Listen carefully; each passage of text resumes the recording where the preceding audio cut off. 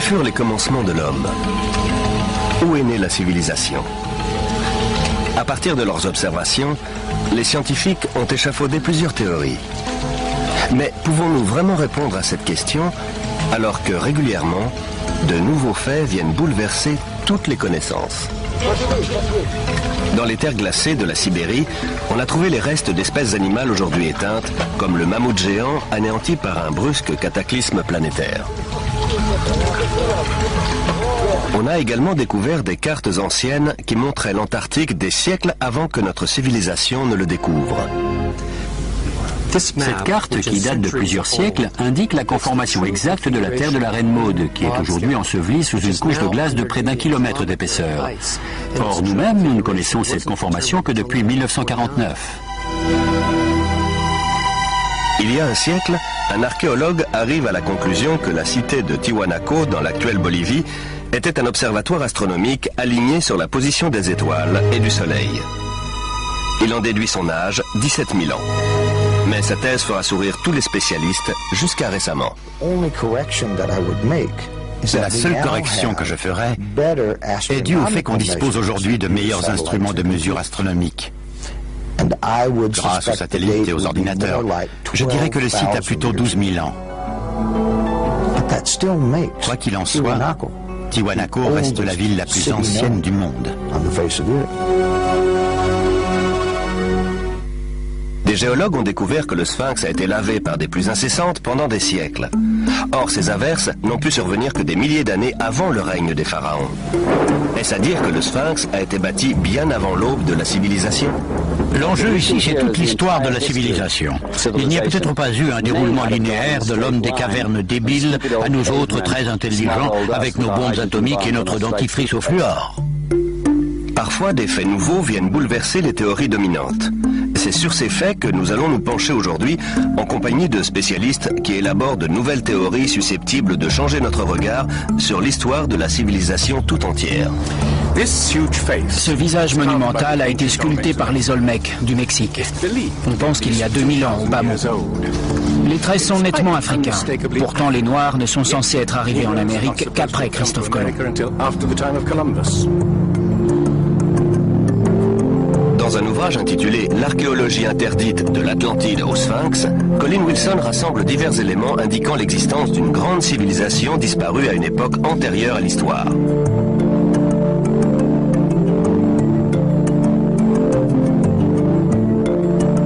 Au IVe siècle avant Jésus-Christ, Platon décrit avec précision une grande nation qui, d'après des prêtres égyptiens, aurait sillonné les océans des siècles plus tôt et aurait péri dans un immense cataclysme, une nation qu'il appelle l'Atlantide.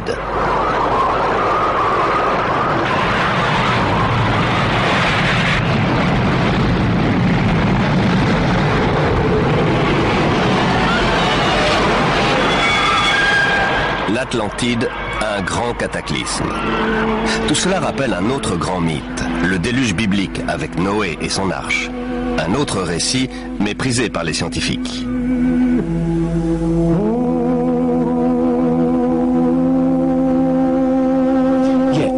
En qualifiant le déluge et l'arche de Noé de fable, les scientifiques ignorent tout simplement le fait qu'il existe des centaines de mythes analogues dans le monde. Sans compter que les récits hébreux et mésopotamiens font le même récit d'une catastrophe planétaire qui a quasiment éradiqué l'homme de la Terre avant l'histoire, c'est-à-dire avant la période dont on a des traces écrites.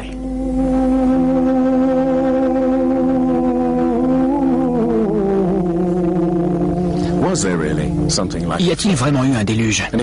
Et si oui, a-t-il détruit une civilisation qui aurait précédé toutes les autres? Je dis bien une civilisation, et non l'Atlantide, car dès qu'on prononce ce nom, les scientifiques s'indignent et cessent d'écouter. À leurs yeux, l'idée d'un déluge planétaire n'est pas respectable. Mais jusqu'à quel point la science est-elle impartiale? Respecte-t-elle toujours ses propres principes, à savoir étudier les faits et rien que les faits? Depuis toujours, la science a tendance à attacher plus d'importance à ses propres théories qu'aux faits eux-mêmes. Les théories sont bâties sur des faits pour expliquer la réalité. Mais dans ce processus, d'autres faits sont mis de côté. Des faits nouveaux peuvent également faire évoluer les théories, mais on les ignore généralement. On appelle tous ces faits des anomalies, c'est-à-dire des phénomènes qui ne cadrent pas avec les théories. Dans un ouvrage controversé intitulé « L'histoire secrète de l'espèce humaine », Thomson et Crémeau montrent le sort réservé à ces faits qui osent contredire les théories dominantes.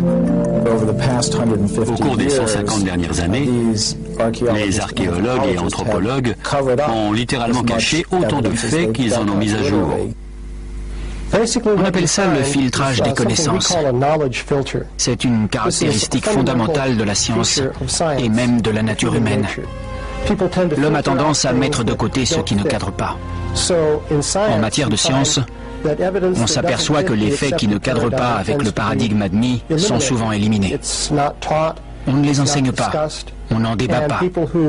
Mais les personnes ayant fait des études scientifiques n'en entendent généralement pas parler. On a vu une belle démonstration de ce filtrage des connaissances lors des fouilles de Yatliko au Mexique en 1966. L'archéologue Gene Steen McIntyre menaçait alors de renverser la conception généralement admise selon laquelle l'homme est apparu assez tardivement dans la plupart des régions du globe, c'est-à-dire il y a quelques 30 000 ans en Sibérie et au plus tôt il y a 20 000 ans en Amérique. Au Mexique, Gene Steen McIntyre découvre des outils en pierre et des ossements humains qu'elle fait dater par plusieurs méthodes scientifiques. En 1966, on a découvert un site antique dont on a d'abord cru qu'il avait peut-être 20 000 ans. On trouvait ça déjà très ancien. Mais quand on a finalement obtenu les datations réalisées selon plusieurs méthodes, le site s'est révélé vieux de 250 000 ans. Pour être franche, un site de 20 000 ans m'aurait comblé. Ma carrière aurait été faite. Mais j'ai été naïve. Je m'en suis tenue aux datations. C'était les faits et je ne voulais pas m'en éloigner. Je n'ai pas compris que ça allait ruiner toute ma carrière. Depuis ce jour, toutes les portes du monde professionnel lui sont restées closes. Le site a été fermé avec interdiction définitive de reprendre les fouilles. Cette année, soit 30 ans plus tard, d'autres archéologues ont découvert en Sibérie des traces de présence humaine remontant à quelques 300 000 ans. Une datation qui rend finalement la découverte de Gene Steen McIntyre moins invraisemblable qu'il n'y paraît. Ce n'est pas nécessairement une conspiration délibérée, au sens où des gens se réuniraient dans une pièce enfumée et décideraient de tromper sciemment les gens. C'est plus une autocensure qui se fait de manière spontanée au sein de la communauté scientifique. Quand un élément contredit la théorie dominante, les gens décident spontanément de ne pas en parler, de ne pas le révéler, ce qui signifie que la science ne peut plus progresser comme on pourrait l'espérer.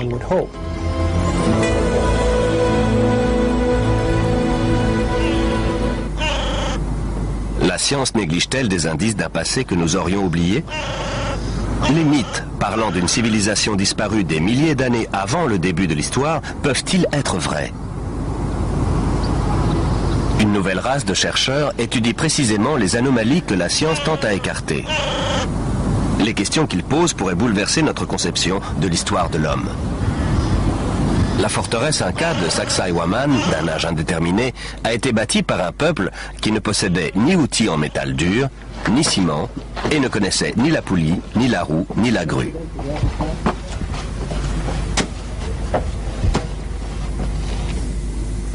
Regardez ce bloc. J'ai compté 11 angles. Ce machin doit peser l'équivalent de plus de 200 voitures. Cela montre le savoir-faire stupéfiant des artisans qui l'ont construit. Mais cela montre aussi autre chose. Une capacité incroyable à déplacer des blocs de pierre de cette taille. Comment ont-ils pu le mettre en place ? En Bolivie, les mystérieuses ruines de l'antique Tiwanaku démontrent la même ingéniosité, le même savoir-faire totalement inexpliqué.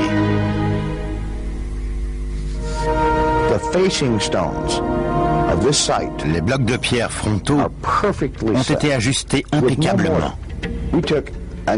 On a essayé d'introduire une épingle à la jointure des blocs. Impossible, à aucun endroit. Quelle perfection. Quand les conquistadors ont demandé aux Incas si c'était bien eux qui avaient bâti Tiwanaku, ils ont répondu que non. Ça a été construit des milliers d'années avant nous. Il est évident que ça a été construit par une civilisation très développée. Mais une découverte faite tout à fait par hasard nous montre bien son degré de sophistication. Les blocs de construction de Tiwanaku ne sont pas liés par du ciment, mais par une attache de métal des plus inattendues.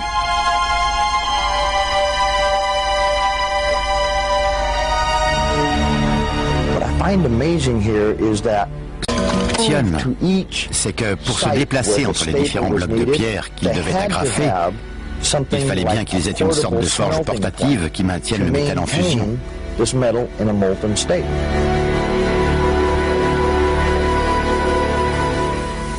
Ici, on retrouve le même genre d'agrafe en métal et les mêmes jointures très fines, comme celle-ci, en forme de L, qui révèle la même ingéniosité. Le Pérou? Non, le continent d'à côté, l'Afrique. Plus précisément l'Égypte, le pays des pyramides. Les 3 pyramides de Gizeh sont l'une des 7 merveilles du monde antique, l'exploit d'un peuple qui, lui non plus, ne connaît ni la roue, ni la poulie, ni la grue. Comment les Égyptiens ont-ils réussi à soulever des blocs de pierre d'une centaine de tonnes à une telle hauteur? Nos ingénieurs contemporains l'ignorent. Je suis ingénieur et je peux vous dire que pour soulever des blocs de ce poids aussi haut, il faut une grue spéciale. Comment les Égyptiens ont-ils réussi alors qu'ils ne disposaient pas de ce genre d'engin, qu'ils n'avaient même pas de poulie ni de roue, juste des outils rudimentaires en cuivre? Robert Bauval pense que la grande pyramide de Gizeh était bien plus qu'un tombeau. Pour lui, elle révèle un niveau technologique prodigieux. Dans Keeper of Genesis, Les gardiens de la Genèse, coécrit avec Graham Hancock, il répertorie d'autres prouesses techniques inexpliquées. Chris Dunn est un expert du forage. C'est un travail incroyable et un vrai mystère. Comment ont-ils fait ça? Le sarcophage de la chambre royale. Comment des ouvriers primitifs ont-ils réussi à faire en sorte que le sarcophage intérieur s'ajuste parfaitement au sarcophage extérieur en pierre au millimètre cube près? Une telle prouesse exige des connaissances étendues en physique. Cela reste une énigme, comme le forage à proprement parler. La méthode primitive classique consiste à utiliser un archet. On l'introduit dans la pièce avec du sable ou du diamant. Mais à mon avis, ça prend trop de temps. Ça demanderait des années de travail. Alors comment ont-ils fait? Il devait avoir des outils motorisés. Si on devait faire ça aujourd'hui, on introduirait la perceuse dans le granit à une vitesse de 5 millièmes de millimètre par révolution de la perceuse. Or, ils avançaient beaucoup plus vite que ça. Plus vite? Des chercheurs comme Chris Dunn s'interrogent sur la finalité du drôle d'outil représenté sur une frise cachée. Mais de là à imaginer une perceuse à moteur, cela semble un peu prématuré. Néanmoins, le mystère des pièces quasiment impossibles à forer reste entier. Regardez ça, cette précision incroyable. La régularité parfaite des murs de ce tombeau, destiné à des bœufs sacrés. Cela témoigne d'un degré d'habileté phénoménal. Évidemment, on pourrait aussi expliquer ça par des armées d'ouvriers condamnés à polir les murs pendant 10 ans. Mais il y a aussi un autre mystère, véritable cette fois, le mystère des vases égyptiens. Il ne s'agit pas de vases en terre comme celui-ci, mais de vases en albâtre, en basalte, ou même en diorite, qui est la roche la plus dure qui soit. Le mystère consiste en ceci. On voit bien qu'il serait facile de les évider en perçant un trou tout droit. Mais regardez la forme allongée, en bas. La technologie moderne est incapable de faire ça. Or, les anciens Égyptiens ont fabriqué des milliers de vases comme celui-ci. Certains remontent à 2000 ans avant l'origine présumée de la civilisation égyptienne. Alors, comment est-ce possible? Le mystère reste entier. Autre énigme. Comment les architectes égyptiens ont-ils pu aligner les pyramides sur les points cardinaux est-ouest et nord-sud avec une telle précision? Une précision qui dépasse même celle des architectes modernes. La Grande Pyramide semble être un modèle mathématique de l'hémisphère nord. Elle intègre le nombre transcendant pi, le rapport de la circonférence d'un cercle à son diamètre, la base des mathématiques avancées.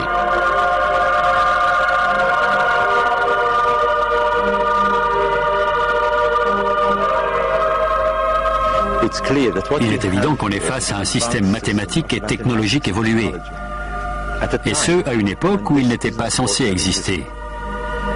Pour obtenir ce résultat, les architectes ont dû utiliser une pente à 52 degrés. Il n'y a pas d'autre moyen. Mais les anciens Égyptiens ne sont pas les seuls à connaître pi. Le nombre transcendant est également à la base de l'inclinaison de la pyramide de Teotihuacan au Mexique et des angles étranges que ses architectes lui donnent. Les générations suivantes surnommeront la ville la Cité des Dieux.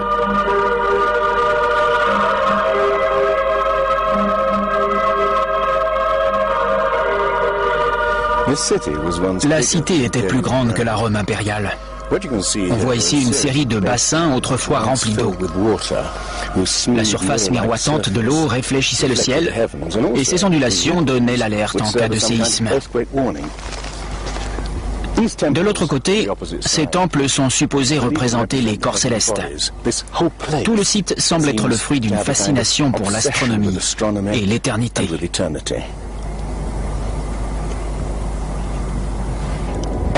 Aux équinoxes, le 21 mars et le 21 septembre, les pyramides projettent une ombre géante parfaitement alignée sur l'axe. Cela en faisait des horloges parfaites pour ce peuple obsédé par la mesure du temps et la précession des équinoxes.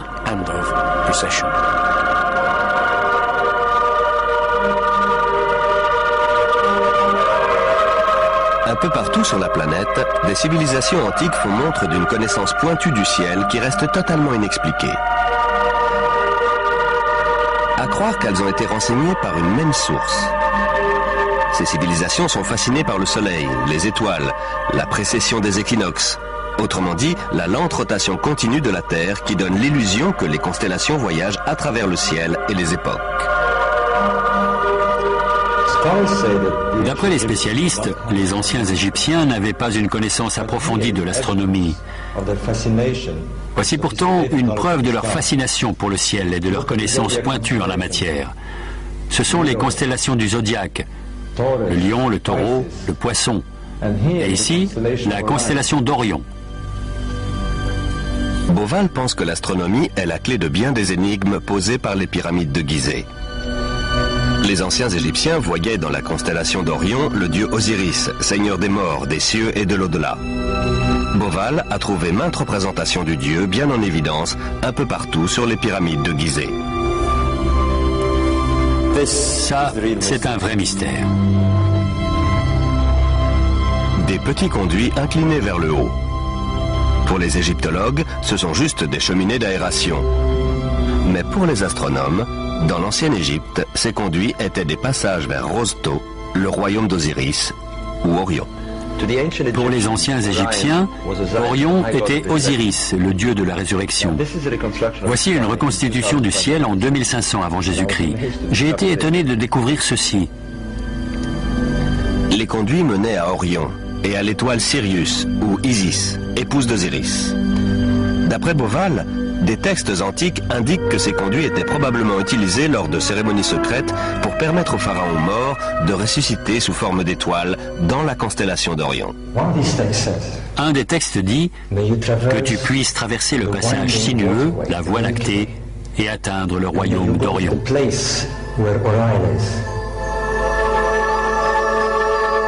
D'après Beauval, Osiris a joué un rôle si central dans la conception des pyramides de Gizeh qu'elles ont été alignées sur le modèle exact des 3 étoiles de la ceinture d'Orion. Aussi fantastique que cela paraisse, cette corrélation n'est qu'un début. Car Beauval découvre également que les Égyptiens ont donné des noms d'étoiles à 2 autres pyramides construites à proximité. Il regarde alors une carte plus grande et découvre avec stupéfaction que c'est toute la constellation d'Orion qui est représentée au sol. Retour au Mexique. Teotihuacan présente une autre ressemblance avec les pyramides d'Égypte.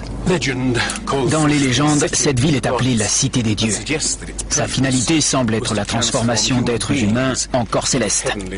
Autrement dit, la réincarnation sous forme d'étoiles. Exactement comme pour les pyramides de Gizeh, en Égypte. Voilà le secret de Teotihuacan.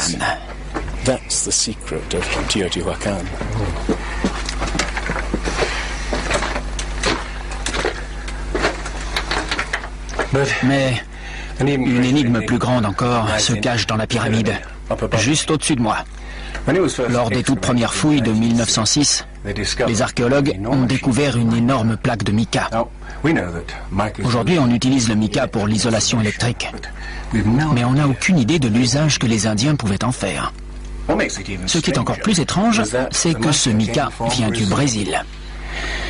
Imaginez le défi que pose le transport d'une plaque de mica d'environ 8 mètres carrés sur plus de 3000 km. Comment ont-ils fait et pourquoi? On n'en a pas la moindre idée. Tiwanaku en Bolivie. Une autre civilisation antique fascinée par le soleil et les étoiles. Il y a un siècle, un archéologue bolivien du nom de Poznanski constate qu'au premier jour du printemps, le soleil se lève exactement au centre du temple. C'est le point de départ d'une découverte remarquable.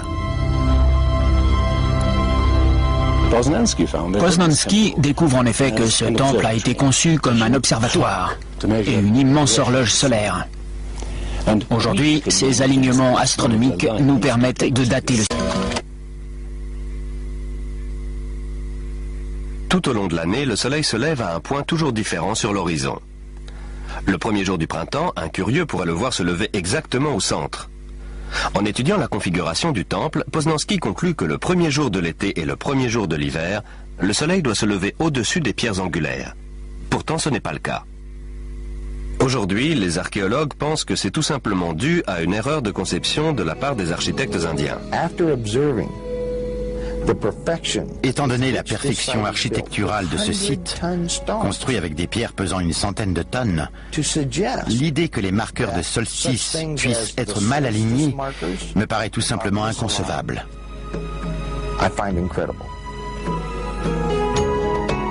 Neil Steed va vérifier minutieusement tous les calculs de Poznanski. En mesurant les angles des pierres angulaires et en les comparant à l'angle de la position actuelle du Soleil, il en déduit l'âge du site, 17 000 ans. Or, à l'époque, l'inclinaison de l'axe de la Terre n'était pas tout à fait la même qu'aujourd'hui, et le soleil de solstice se levait juste au-dessus des pierres angulaires.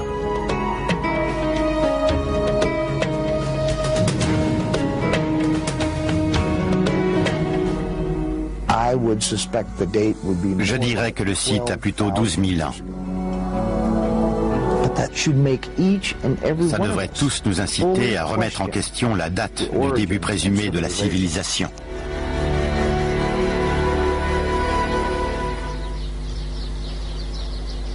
Se peut-il qu'une même civilisation oubliée de l'histoire ait laissé son empreinte à différents endroits du globe?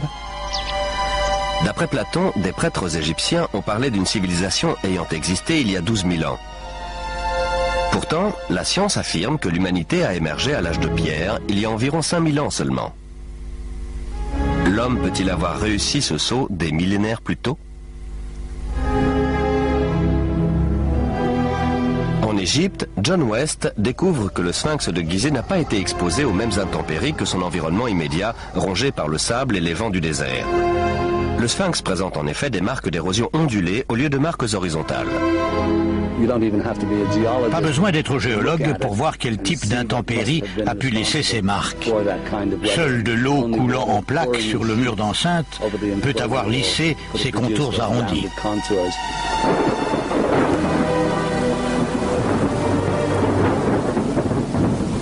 De l'eau, dans le Sahara? Certainement pas à l'époque des pharaons. Pour en trouver, il faut remonter à la fin de la période glaciaire vers 10 500 avant Jésus-Christ, soit des milliers d'années avant la civilisation pharaonique. Mais alors, comment expliquer que le sphinx est une tête de pharaon? La tête est toute petite par rapport au corps. Vu du ciel, le corps apparaît aplati et très allongé, et la tête ressemble presque à une tête d'épingle. Cela montre qu'elle a été retravaillée.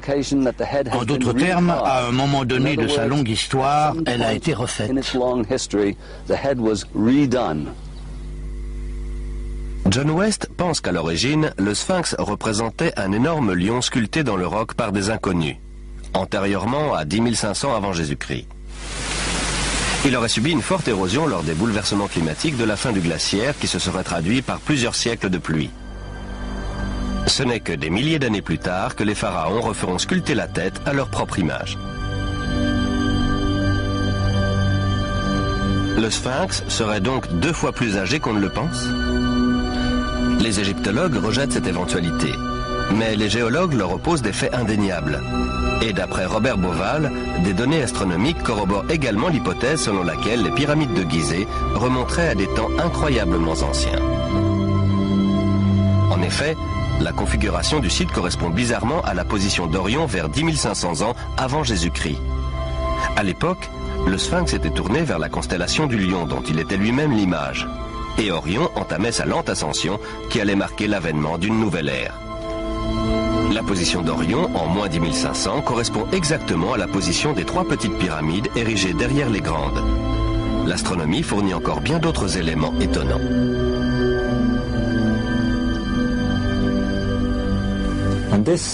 Les données astronomiques coïncident exactement avec les données géologiques.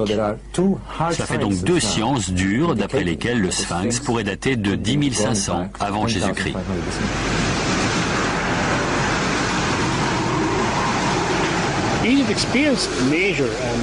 L'Égypte a connu des bouleversements majeurs à la fin de la période glaciaire, en particulier autour de 10 500 avant Jésus-Christ. Des crues exceptionnelles ont recouvert les plaines inondables. Cela a tout détruit dans la vallée du Nil et dans le delta en général.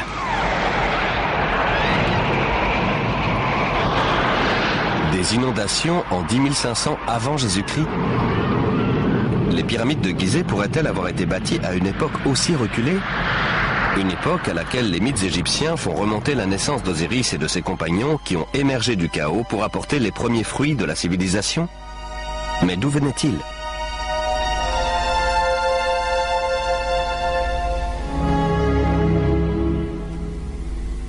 Osiris a de nombreux points communs avec le dieu Tiwanaku en Bolivie. Voilà dans cette mystérieuse cité de Tiwanaku le dieu que les Indiens vénéraient. Viracocha, grand, barbu et blanc, d'après les descriptions. Il est sorti des eaux à une période de chaos et de destruction, pour apporter une sorte de renouveau à l'espèce humaine. Au Mexique, le dieu blanc Viracocha prend le nom de Quetzalcoatl. Il est venu en compagnie d'autres dieux apporter les premiers fruits de la connaissance. Son symbole est représenté un peu partout dans Teotihuacan. C'est le serpent à plumes qui symbolise le dieu énigmatique Quetzalcoatl, qui est venu de l'Est après un gigantesque cataclysme, pour apporter la civilisation à cette partie du monde. Les dieux tels qu'Osiris, Viracocha ou Quetzalcoatl étaient-ils à l'origine des simples hommes venus de loin? Des survivants d'un cataclysme qui avait détruit leur foyer et leur civilisation? La question qui se pose maintenant est la suivante. Y a-t-il une civilisation lointaine, encore non identifiée, qui a touché l'Égypte, le Mexique et l'Amérique du Sud, et y a laissé son empreinte, aussi difficile à déceler soit-elle, sous forme d'un corpus de connaissances? J'admets que, pris isolément, les différents éléments fournissent peu d'informations, mais il faut les considérer dans leur ensemble. Des 2 côtés, on trouve d'immenses pyramides alignées sur les points cardinaux et bâties d'après des connaissances mathématiques complexes. Les 2 peuples ont une connaissance prodigieuse de l'astronomie qui s'exprime dans ces grands monuments sacrés qu'ils érigent. Bien qu'ils ignorent la poulie et la roue, ils sont capables d'assembler d'immenses blocs de pierre aux jointures très fines dans un style architectural unique, utilisant des angles droits et des agrafes en métal. Et les 2 recourent à la momification pour préserver et honorer leurs morts. Autre point commun des plus étonnants, découvert par Irina Balabanova de l'université d'Ulm, de nombreuses momies égyptiennes contiennent de la cocaïne et de la nicotine, des substances de plantes indigènes d'Amérique du Sud.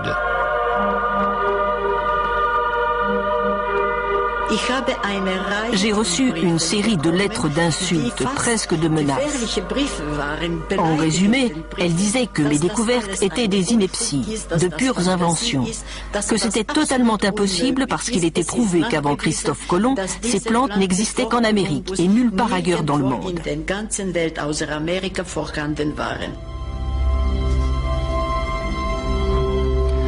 Mais l'expérience est répétée sur des centaines de momies et se révèle incontestable.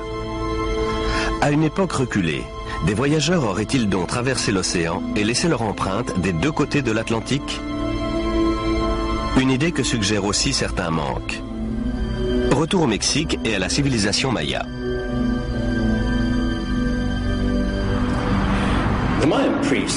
Les prêtres mayas utilisaient des tablettes pour prédire les éclipses du soleil et de la lune. Mais il y a quelque chose de très étrange chez les mayas. C'est qu'ils n'ont jamais découvert le principe rudimentaire de la roue. Ils étaient capables d'appréhender l'éternité comme aucune autre civilisation avant eux. Ils comptaient en millions d'années, mais ils n'ont jamais su peser un sac de graines. Leur civilisation sophistiquée a fini par s'éteindre parce qu'ils n'ont pas développé les méthodes agricoles de base qui auraient permis de nourrir leur peuple.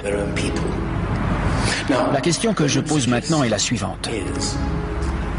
Est-il possible qu'ils aient juste hérité une certaine part de leur connaissance d'une civilisation plus ancienne et plus savante? Parfois, les preuves s'étalent sous nos yeux. Les Olmecs du Mexique donnèrent à leur dieu un visage africain. Et ça, alors, c'est une autre sculpture des Olmecs. Les Indiens sont génétiquement imberbes. C'est donc bien un visage d'Européen, gravé quelques 2000 ans avant l'arrivée des Espagnols en Amérique.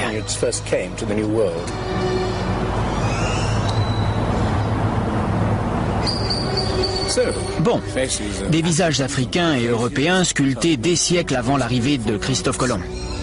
Mais d'où viennent-ils? Comment sont-ils arrivés ici?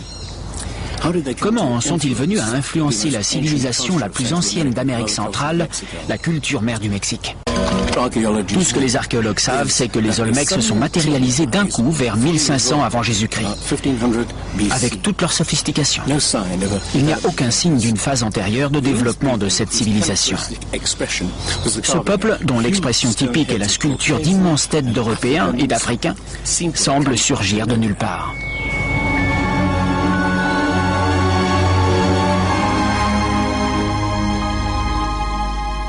La citadelle de Monte Alban à Oaxaca. Ici, au sud du Mexique, on trouve la dernière œuvre de ce peuple mystérieux. Ces figures gravées dans la pierre semblent représenter des hommes tombés à la guerre. Ils sont nus, abandonnés, souvent castrés. C'est peut-être là que ces hommes ont disparu de l'histoire.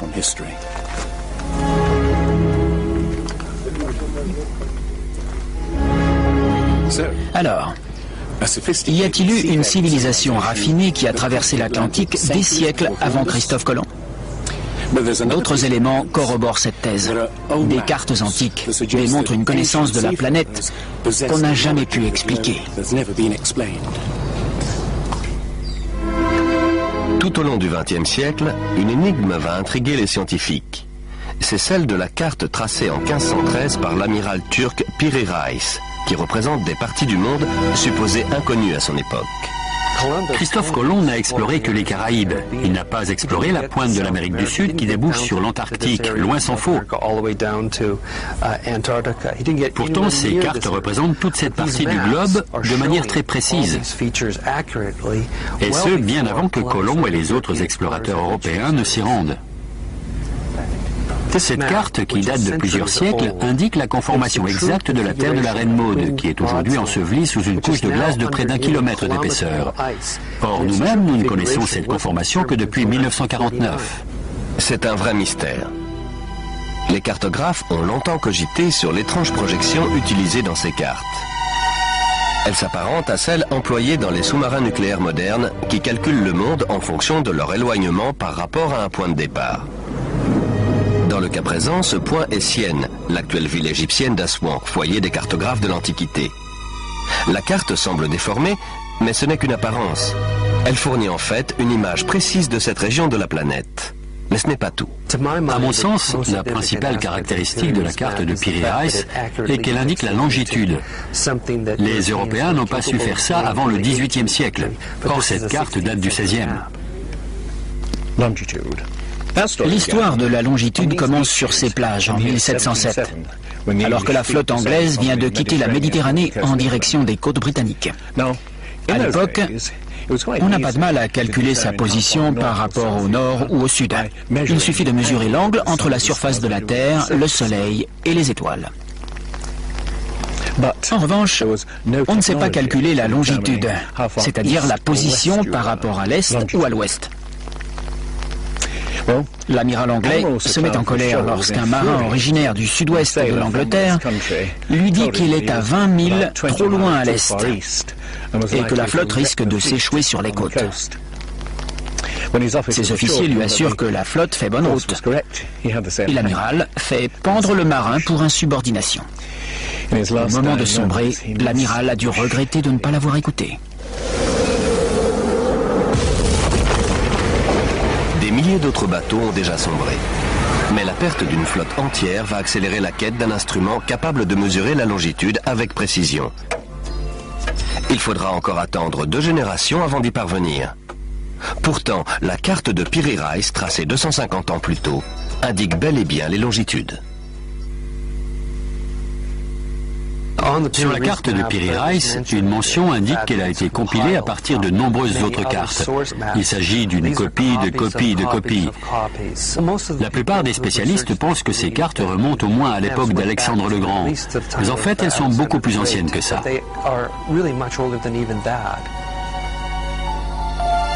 Des cartes du monde tracées des siècles avant qu'on sache naviguer sur les océans. Des techniques de construction mystérieuses qui révèlent une connaissance poussée des mathématiques et de l'astronomie. S'il y a bien eu une civilisation raffinée, capable de transmettre ses connaissances aux bâtisseurs du Sphinx et au peuple des Andes et du Mexique, que lui est-il donc arrivé? Eh bien, Platon parle d'une civilisation très développée techniquement et capable de naviguer sur les océans de la planète. C'est celle de l'Atlantide, l'île-continent. La science, qui refuse l'idée d'une civilisation oubliée, nie tout autant l'existence d'une catastrophe planétaire qui aurait détruit cette civilisation. Mais les récits de Platon et de la Bible ne sont pas isolés. Le Popol Vuh, le livre sacré des Mayas, parle de raz-de-marée, de déluge, de ténèbres envahissant le ciel durant des mois, de grêle, de pluie noire incroyablement froide. Les anciens Égyptiens parlent d'une période de chaos, de déluge et d'obscurité dont les dieux vont émerger pour donner forme à la terre d'Égypte.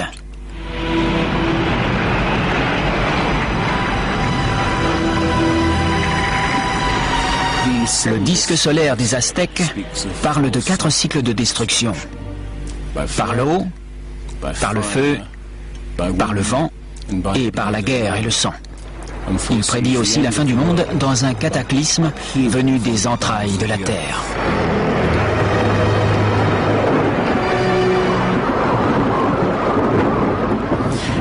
D'autres mythes de l'Amérique précolombienne parlent d'un déluge apocalyptique, accompagné de séismes et d'une pluie de feu due aux éruptions volcaniques. Tous parlent avec un réalisme dérangeant d'un passé qu'on ne peut ni se rappeler avec précision, ni oublier totalement. Les scientifiques sont enclins à penser que le déluge est le fruit de l'imagination des poètes de l'Antiquité. Mais imaginez qu'ils se trompent. Imaginez qu'une série de catastrophes naturelles terribles a effectivement réduit nos ancêtres à une poignée de clans éparpillés sur toute la planète. Ce qu'on cherche, c'est une époque dans laquelle les mythes se glisseraient aussi facilement que le pied de Cendrillon dans la pantoufle de verre. La première piste est fournie par le gisement fossile de La Brea en Californie, sorte de fosse commune qui abrite plus d'1 million d'animaux fossilisés et qui est aujourd'hui transformée en parc d'attractions. Juste en dessous de la surface se trouve le gisement de pétrole de Salt Lake. L'asphalte poisseux suinte par les fissures et les animaux se retrouvent englués à jamais. On a une collection incroyable d'animaux qui ont été piégés ainsi durant les 40 000 dernières années. Le gisement fossile est comme une fenêtre ouverte sur une époque reculée où prospéraient des animaux qu'on ne pensait pas indigènes d'Amérique. Les mammouths, les éléphants, les rhinocéros, les paresseux géants, les tigres à dents de sabre et même les chevaux et les chameaux. Puis, un grand cataclysme les a tous anéantis, apparemment en l'espace de quelques décennies seulement. Cela s'est passé vers 10 500 ans avant Jésus-Christ, il y a quelques 12 000 ans.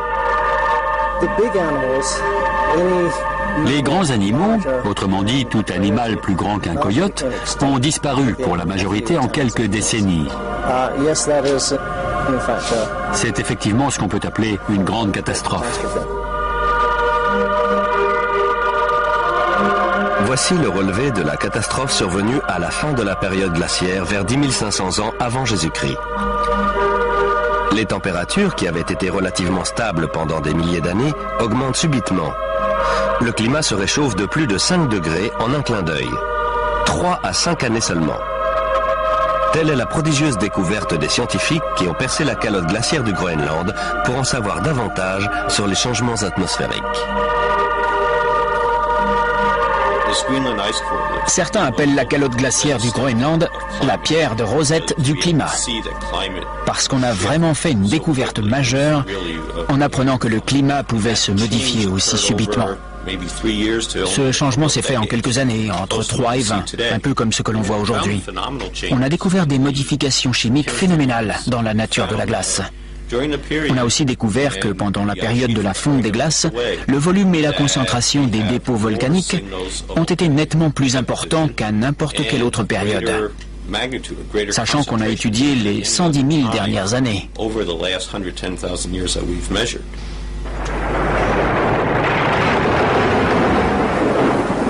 Des éruptions volcaniques sans précédent accompagnées de troubles atmosphériques et d'un déluge?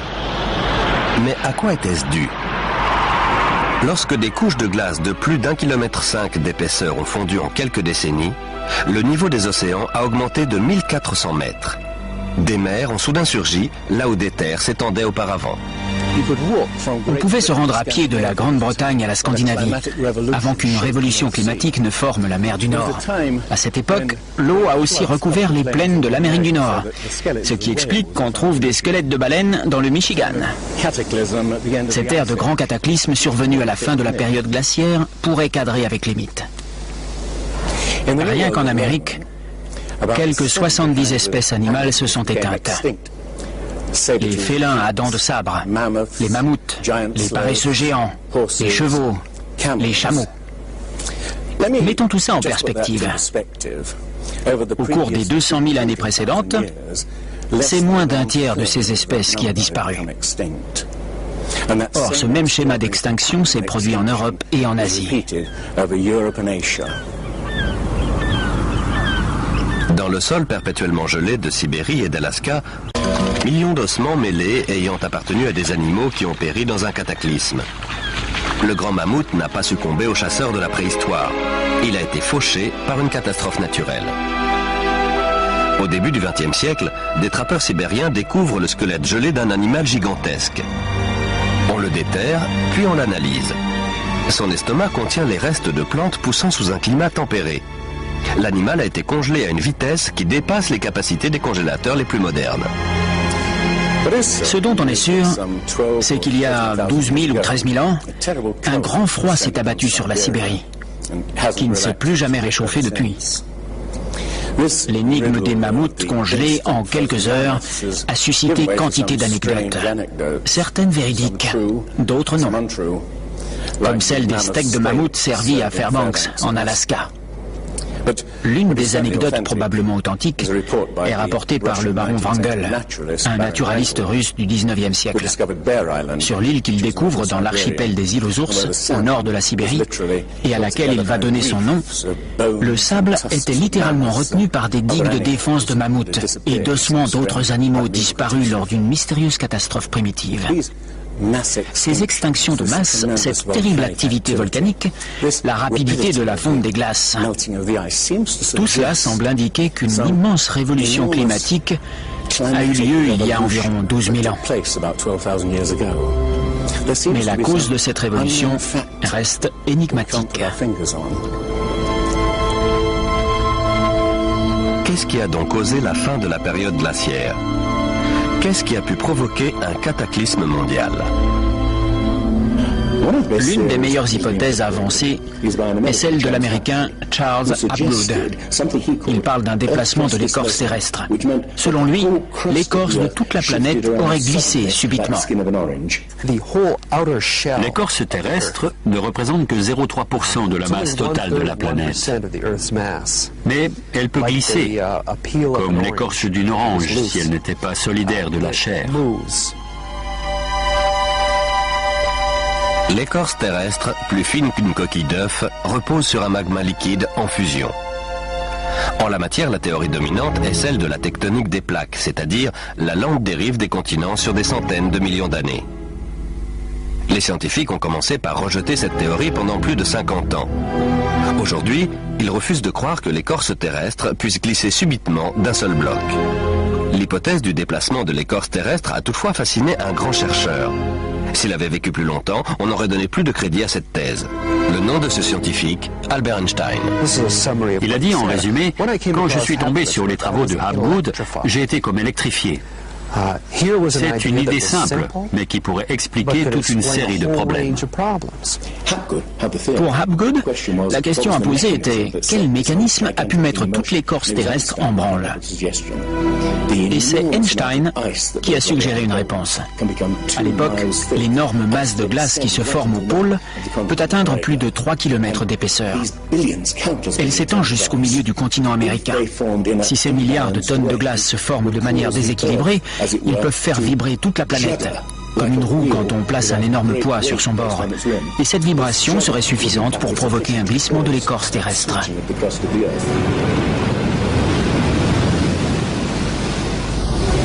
Il y a 55 000 ans, le pôle Nord était proche de l'Europe. Mais il a brusquement glissé dans la baie d'Hudson au Canada. Vers 12 500 avant Jésus-Christ, il s'est à nouveau déplacé subitement vers un point situé à plus de 3000 km de sa position actuelle. Ou vaut-il mieux dire que les terres et les mers ont été propulsés vers le pôle à la suite d'un brusque déplacement de l'écorce terrestre? Si tel est le cas, c'est l'un des phénomènes qui a pu provoquer la fin de la période glaciaire.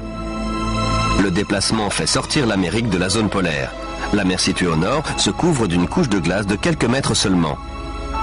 La colossale plaque de glace de plus d'1,5 km d'épaisseur qui s'étendait au-dessous de l'Amérique fond soudain en quelques années. Ce qui est intéressant dans la thèse Hapgood-Einstein, c'est qu'elle explique de nombreux mythes, outre celui du déluge.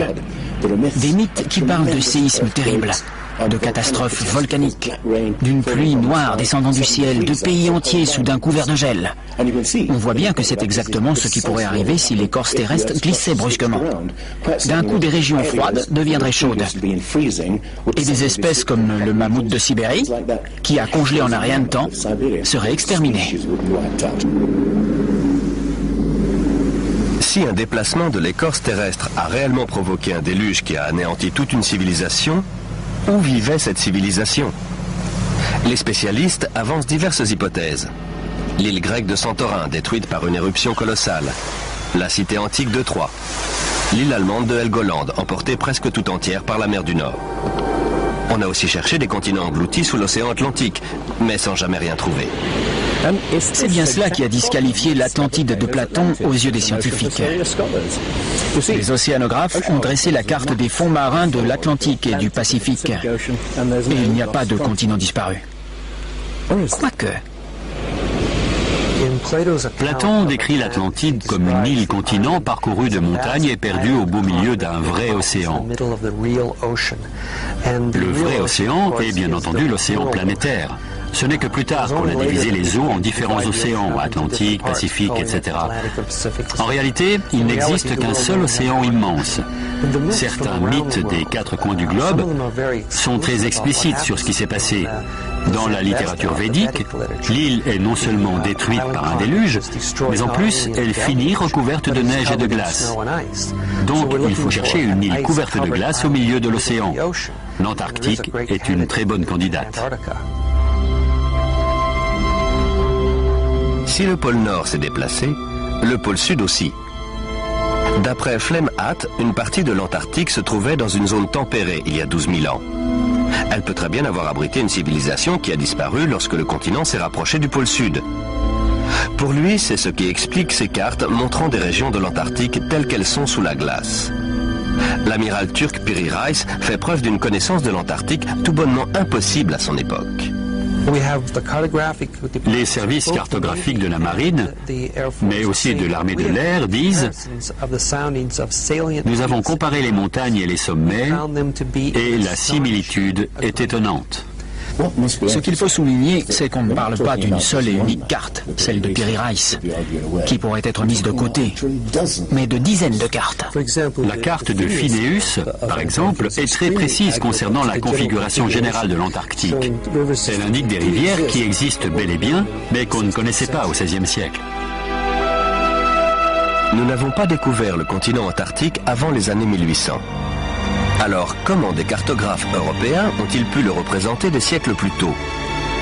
La seule explication possible, d'après Flemhatt, est qu'ils ont copié des copies de cartes qui remontent à des lustres. À leur époque, ces informations n'étaient pas censées exister.